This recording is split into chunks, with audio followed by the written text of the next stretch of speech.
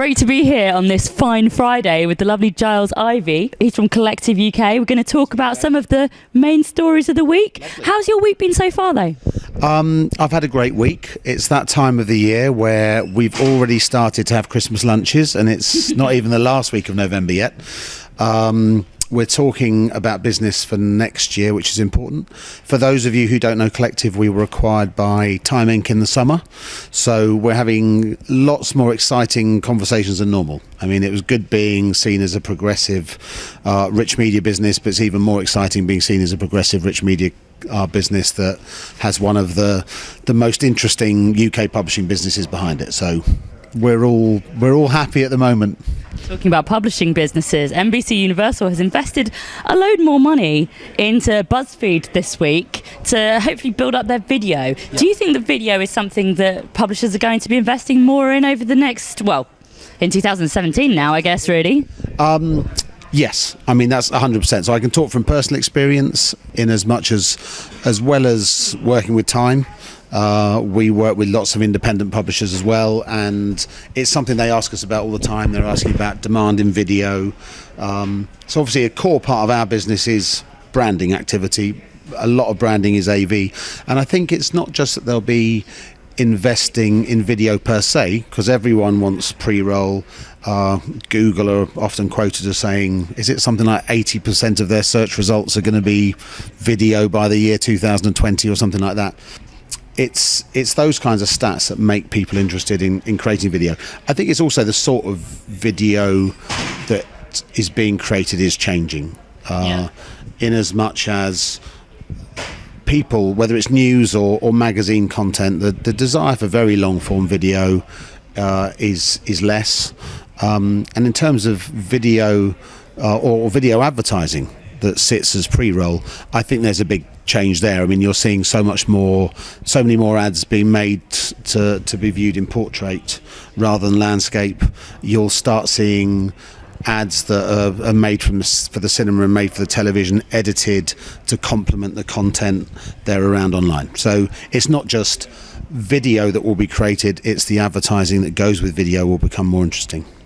And talking about creating short form video, yes. Snapchat Spectacles have launched in America this week. If you can, unfortunately I haven't, although I did see YouTuber Sam Pepper had got about 10 pairs on in a photo that he posted, so I think he's rubbing it in our faces. But I mean, are you after a pair? Do you think this is the future?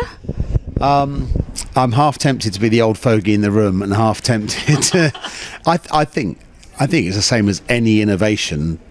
There tends to be a time and a place for everything, as in, if I'm going to have a meeting with a senior brand marketer at Unilever, I'm probably not going to go in my Snapchat specs, really. So there's a time and a place. If you're going in for a job interview, you may not be wearing your Snapchat specs, but I think out and about with mates. Certainly, I've got 2 kids, and if I was like a tall bar humbug at home and said, "What are these?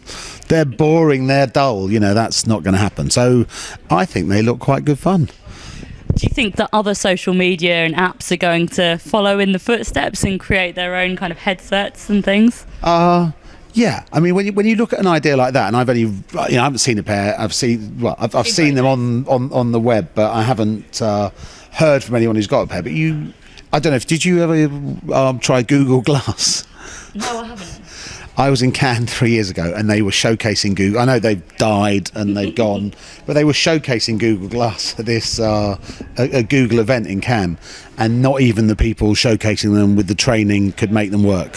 So something like that, you just think straight away from the moment you tried it, you thought, this isn't interesting, zero application, they've got a lot of work to do, and people have got to change a lot to be used. Something like this, it's fun, it's interesting, it's producing bite-sized content, it's not videoing a moment, and there'll be a time and a place, and I suspect they'll be huge, and I suspect even with, what have we got, 5 weeks to go to Christmas, everyone in the UK will be trying to get hold of a pair. I'll phone up Claire Velotti. Claire, if you watch, can you send some for me and my children? Thank you very much. Do you know Claire? I don't, I do now. Claire runs Snapchat in the UK, so... Hello Claire, I would love to come meet you sometime, particularly if there's a pair of Snapchat glasses waiting for me when I come with my video camera. Talking about long form content, Fantastic Beasts and Where to Find Them is out as of about a week ago Yes. now. Have you seen it yet? Yes. What did you think? I thought it was amazing. Which was your favourite beast? There's a funny kind. Oh, actually, I tell you that there's a scene with a sort of slightly randy rhinoceros who they find in the zoo, and he's trying to find a mate, and that's very amusing. And Eddie Redmayne does his stampy dance, which is quite entertaining, isn't it? I've seen the film. I did enjoy it. Obviously, it's very special effects. Yes. Laden. Yeah. What do you think is the next stage for special effects? Because, they're totally surpassing what I can imagine these days. Well, I think the next exciting thing. I mean, when I think of special effects, I think of it in a cinematic context. Yeah. I love going to cinema. If you don't have children and you love going to cinema, don't have children, because it really spoils and ruins your ability to go to cinema as often as you like. But I read the other day, because I subscribe to lots of cinema websites, about it's not really the visual effects that are coming, it's more to do with the whole sense. So actually the visual effects now, and I saw Fantastic Beasts 3D IMAX, were just stunning, but they're talking now about having whole theatres, and I know they've done this in the past, but geared up so the seats are moving, there's smells coming in, that it's not just the assault on your visual senses yet, it's an assault on all your senses. So I think the visual effects will continue to get better, but to be honest, 3D is so amazing that it's the other stuff that will make those films and those experiences even weirder going forward. I mean, 3D has attempted to kind of break through several times in the past. Do you think this is the time for 3D? Do you think it's completely here to stay now? Because a few times it's been a bit flash in the pan. In the past it's been like a creature feature special effect for B movies, a bit more than an actual. But you think it's staying around now? Oh yeah. I don't know. I think it seems to. It seems to me like Avatar and beyond. 3D's been here to stay if you kind of love that experience, and I love it. My kids love it. Strangely, my wife, she hates 3D. It gives me a headache. Yeah. Do you wear contacts or glasses or anything? I don't, but I just find that it depends where you sit in the cinema. So for me, I just prefer to see it 2D. Yeah, well, she's the same. So she always goes, "Oh God, we're seeing it in 3D," and the rest of us are all very excited. I mean, obviously, the other thing that the big progression, other than assaulting all your senses, will obviously be virtual reality and stuff like that. So I suspect we're not decades away from having that in a brilliant way in every cinema, but that's going to drip in the next few years, but until it's very widespread, it'll be a number of years. But going to cinemas was good news for cinema advertisers. Well, you're obviously a bit of a cinema fan, so what's been your favourite movie from the past year? I don't see as much at the cinema as I'd like, so a great kids film I saw, and one of the best kids films I've ever seen, was The Jungle Book, and I was a bit cynical about remaking The Jungle Book, but it's not really a remake because it's nothing like the original. It's more CGI to the point that it looks very real, so it's not mimicking the cartoon. I also saw the other day, which is one actually to watch at home as much as a cinema, which is the Louis Theroux film about Scientologists. Ooh, I want to see that. Yeah, and the bloke on telly, and I want to say Mark Sweeney, but he's the guy who does the stuff for The Guardian. Shouldn't know that, but I think he's one of their media guys. Maybe it's John Sweeney. Anyway, the guy who worked for Panorama, who got stalked by the Scientologists, he just moved out 3 doors down from us. And it's fascinating talking to him about it. And that's why we got into it, and that's why we're a little bit obsessed with Scientology in our household. But he got properly stalked. Him and his wife, they had people sitting outside his house for 2 years, and they went to his wedding, so be careful. It's funny you say that, because I've just come back from Florida about a month ago, and some of the people out there were saying, they showed me the Scientology church, and they said, and if you think you see any bouncers out here, they'll follow you around and all sorts of things. So apparently it is something that I need to see that film. 2016 though, what trends have you seen in more of a work-related context? What have been the highlights for you?